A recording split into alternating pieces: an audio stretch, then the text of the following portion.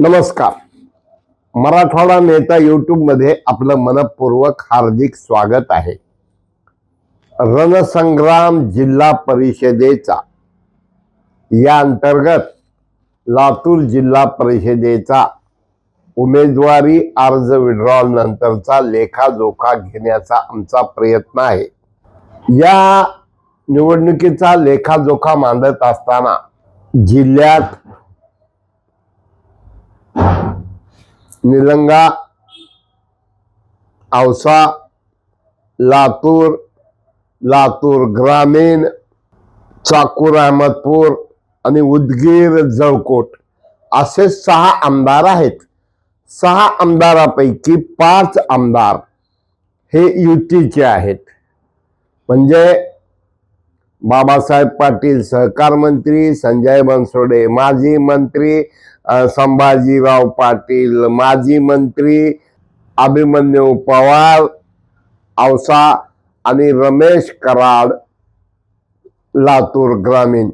तर महाविकास आघाडीच्या बाजूने एकच आमदार माजी मंत्री आमदार अमित देशमुख हे आहेत. माजी मंत्रीमध्ये विनायकराव पाटील आहेत.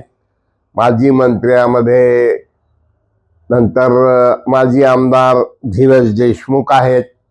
पण ज्या पद्धतीनं ते विद्यमान आमदार आपापल्या मतदारसंघात जे ठेवून आहेत आपापली पत, ते पाहत असताना धीरज देशमुख यांनी जर व्यवस्थित वागले असते अगोदर तर त्यांचा पराभव झाला नसता.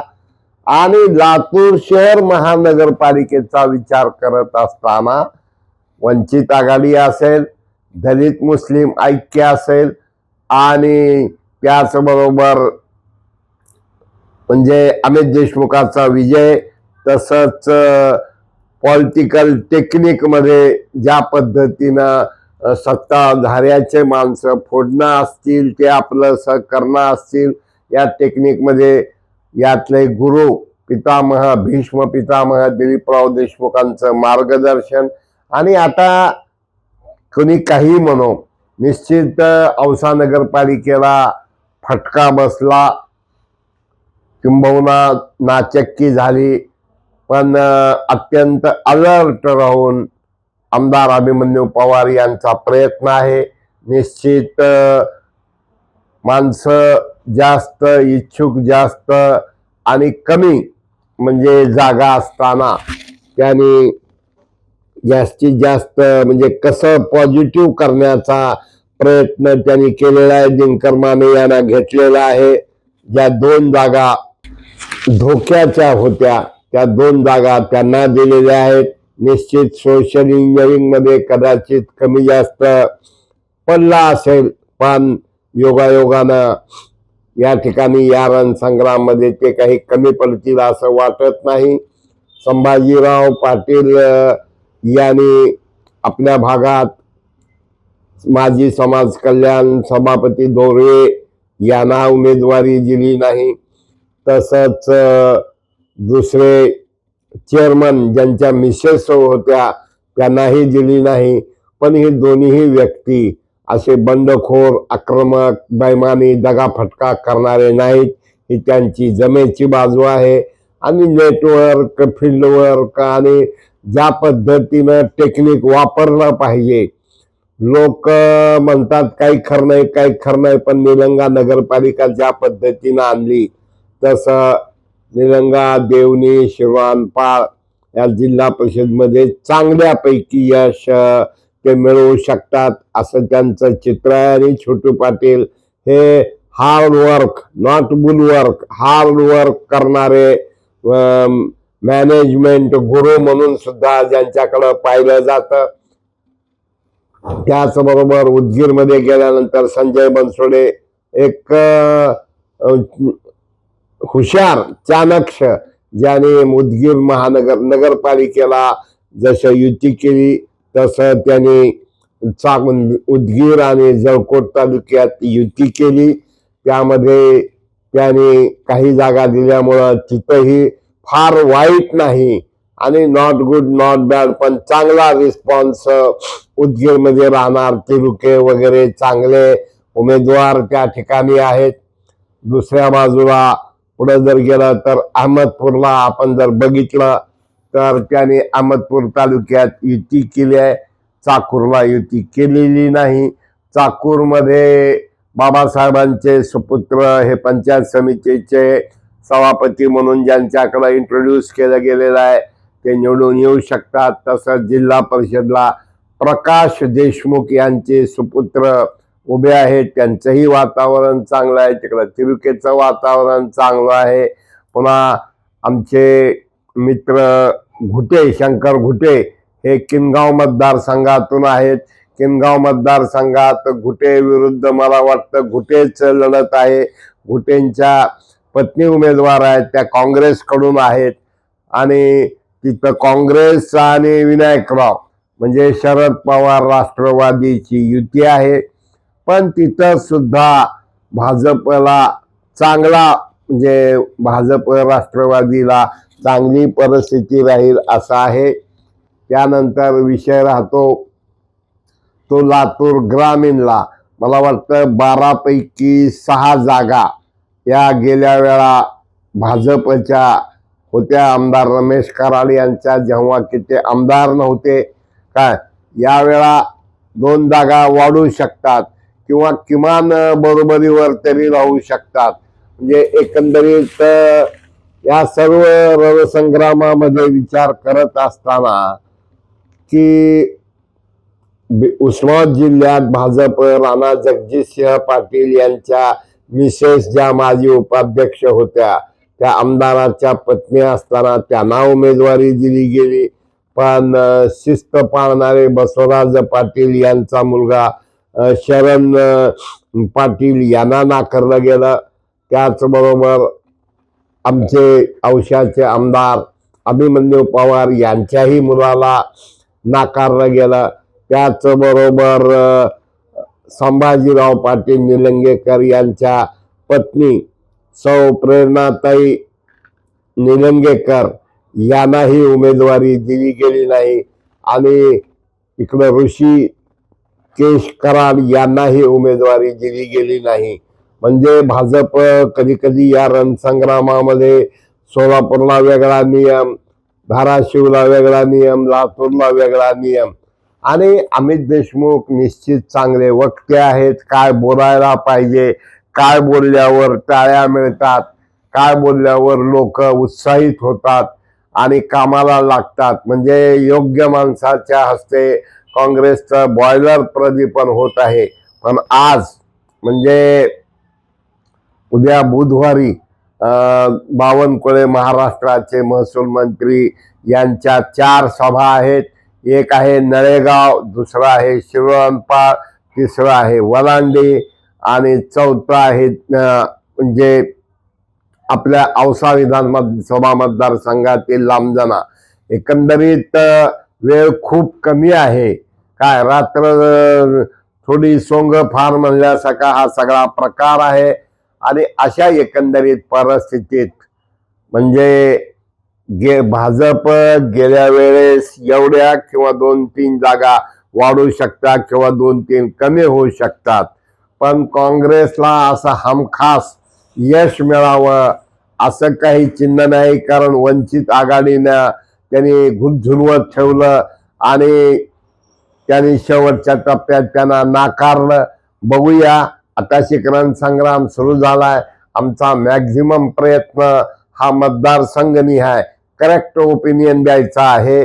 आता या ठिकाणी साळुंके, माधवराव साळुंके हे उमेदवार आहेत. विरुद्ध स्टँडिंग पडिले आहेत. ती सुद्धा कुस्ती फार महत्वाची ठरणार आहे. त्या ठिकाणी जर रेड्डी समाज जर एकदम म्हणजे जास्तच एक झाला तर साळुंकेला थोडा दगाफटका होऊ शकतो. पण बाकी लोकांचा चांगला आहे. दुसरं या ठिकाणी पानगाव मध्ये सुद्धा आता नव्यानेच झालेले म्हणजे ऋषी कराडच्या ऐवजी ज्यांना उमेदवारी दिलेली आहे ते जे गेल्या निवडणुकीत चांगले सक्रिय होते ते आता कशा कशा पद्धतीनं फाईट देतात. आणि सगळ्यात महत्वाचं म्हणजे संजीवनी रमेश आप्पा कराड यांचं करावं तेवढं कौतुक थोडं आहे. कारण मी सांगतो की दररोज 2 मतदारसंघात गाठी भेटी पदयात्रा मेळावे हे त्यांचे सुरू आहेत. आणि संजीवनीताई कराड म्हणजे खरा साक्षात लक्ष्मी आणि सरस्वतीचा अवतार म्हटलं तर चुकीचं ठरणार नाही. झाशीच्या रणरागिणी सारखं सकारात्मक विचार टाकाऊ पासून टिकाऊ कसं करावं हे संजीवनीताई कराड कडून शिकायला मिळतंय. कारण बऱ्याच वेळा ऐकायला बोलायला योग आला, वेगवेगळ्या कार्यक्रमाच्या निमित्तानं ही चर्चा करण्याचा योग आला.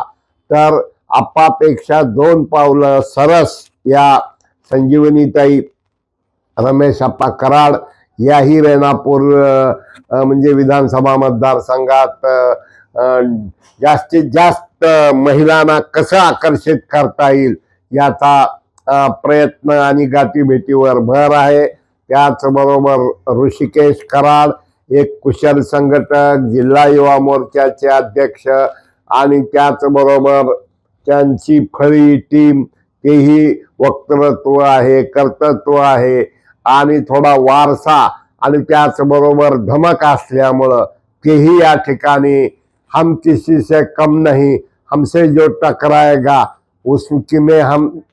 उसमें दम नहीं अशा प्रकारची त्यांची भूमिका दिसून येते. राजेश कराड यांनी अत्यल्प कालावधीमध्ये तो साखर कारखाना छोटा उभा केलेला आहे. त्यांचंही मित्रमंडळ काम नेटवर्क आहे. निश्चित आमदार या टर्मला जेवढा म्हणावा तेवढा निधी उपलब्ध नाही हे जरी खरं असलं तरी परंतु लाडक्या बहिणीची असतील, घरकुलाचे असतील, या वेगवेगळ्या योजनातून भाद्याला सुद्धा चांगला उमेदवार भाजपनं दिलेला आहे. एकंदरीत तिकडं वैजनाथदादा शिंदे यांच्या सुनबाई विरुद्ध बालमालकांच्या मिसेस हे चांगल्या, तसेच निवडीमध्ये जबरदस्त फाईट दिलेल्या म्हणजे आपल्या धीरज देशमुख यांना तेही त्या ठिकाणी उमेदवार आहेत. आप्पांनी जास्तीत जास्त गटबाजी कमी करण्याचा, विड्रॉल करून सगळ्याला कामाला लावायचा प्रयत्न केलेला आहे. आणि संपूर्ण भाजपात कुणीही गडबड करू शकत नाही. म्हणजे निलंगेकर गडबड करू शकत नाहीत, आवशेवाले करू शकत नाहीत, नंतर उदगीरवाले नाही, अहमदपूरवाले नाही, रमेश कराड नाही, तर बसवराज पाटील ज्यांचं संघटन कौशल्य आहे, शिस्त आहे, विनम्रता आहे, proper man for proper place आणि लोकांना कसं कामाला लावायचं, यंत्रणा कशी गिअरअप करायची, मला त्यांच्या आठवणी पुन्हा पुन्हा सांगाव्याशा वाटतात. अत्यंत विनम्रता, राजकारणात एवढी विनम्रता पुन्हा दिसून येत नाही. काही आठवणी सांगायच्या म्हटलं तर मला 3 आठवणी मुद्दाम सांगतो. एक, जिल्हा परिषदची निवडणूक होती, नाईट लँडिंगची लातूरला सोय नव्हती आणि मला वाटतं पृथ्वीराज चव्हाण येणार होते मुख्यमंत्री म्हणून, तर 10-15 कार विमानतळावर लावून तिथं एकदम रिच सभा त्यांनी घेतली होती. दुसरं उदाहरण म्हणजे परवा महसूल मंत्री यांचा कार्यक्रम ठेवला होता, त्याचंही त्यांनाही यायला वेळ झालता, त्याचं सुद्धा अप्रतिम नियोजन. आणि नगर पंचायत आम्ही पाहिलं, का बोलले की हे येणारी माणसं म्हणजे देवाचे अवतार आहेत आणि आम्ही विचार करतो यांची उतराई कशी करावी. काय रिचनेस, मी म्हणतो मकर संक्रांतीच्या दिवशी 400-500 लोकांनी तरी त्या ठिकाणी भेटायला गेले आणि लातूर जिल्हा काँग्रेसचे अध्यक्ष असल्यामुळं 150-200 लोकांनी जेवण केलं. विनम्रता नसता आमच्याकडे एकतर कपाळावर आट्या चालवणारे नेते बघायचं नाही, हसवण्या काहीतरी बोलायचं किंवा आपली टीम घेऊन बसायचं. पण एक सुसूत्रता कशी असावी, नियोजन कसं असावं हे फार मोठं आव्हान त्यांनी स्वीकारलेलं आहे. कमीत कमी बंडखोरी झालेली आहे आणि एकंदरीत अमित देशमुख यांना खूप मर्यादा आहेत. ठीक आहे, दिलीपरावजी देशमुख लातूर ग्रामीण मध्ये थोडं बहुत काही करण्याचा प्रयत्न करू शकतात. औशामध्येही त्यांचं तिकडे देवणीकडेही साखर कारखाना आहे, उदगीरलाही आहे. पण लोकांना हेही माहित आहे की शिवराज पाटलाला पाडणाऱ्यामध्ये कोण होतं. मग खरी श्रद्धांजली म्हणजे ह्यांना मत विकास आघाडीला कसं काय बाबा. पण अमित देशमुखांचे कौतुकास्पद प्रयत्न आहेत आणि याच बरोबर संभाजीराव पाटील थोडा बदला मतलब बदल करो या पद्धतीने जर वागले तर त्यांच्या माग छोटा भाऊ असताना अरविंद पाटलाचं करावं तेवढं कौतुक. खरं म्हणजे एवढा त्याग, म्हणजे राम वनवासाला गेल्यानंतर पादुका सांभाळणारा भरत तर त्या पुढे जाऊन की भावासाठी किती त्याग करावा हा एक रोल मॉडेल मराठवाड्यातलं नाही, महाराष्ट्रातलं नाही, देशातलं उदाहरण आहे. पाहूया मित्र हो, शेअर करा, सबस्क्राईब करा, लाईक करा. मतदारसंघ निहाय आपण वेगवेगळ्या अँगलनं वेगवेगळ्या लोकांचे ओपिनियन घेण्याचा, वेगवेगळ्या लोकांच्या मुलाखती घेण्याचा आमचा प्रयत्न आहे. पण आज तरी काँग्रेस उभारीला येण्याचा प्रयत्न करत आहे. ते कितपर्यंत येईल आज सांगणं कठीण आहे. पण बसवराज पाटील, आपले संभाजीराव पाटील, नंतर अभिमन्यू पवार, रमेश कराड आणि यांची टीम या सगळ्या गोष्टीचा विचार करत असताना या रणसंग्राम मध्ये आजच्या परिस्थितीमध्ये भाजप नंबर 1 वर आहे. आणि ज्या ठिकाणी युती करायला पाहिजे होती ती बसवराजजी पाटील यांनी चाकूर म्हणजे अहमदपूर मध्ये केलेला आहे, त्याचबरोबर उदगीर मध्ये केलेला आहे. निश्चित कार्यकर्ते नाराज होतात, हे जरी खरं असलं तरी परंतु वेल बिगेन इज हाफ डन, अर्धी लढाई याच ठिकाणी जिंकलेली आहेत. याचे कॅप्टन हे बसवराजजी पाटील आहे. मित्र हो, शेअर करा, लाईक करा, सबस्क्राईब करा. धन्यवाद.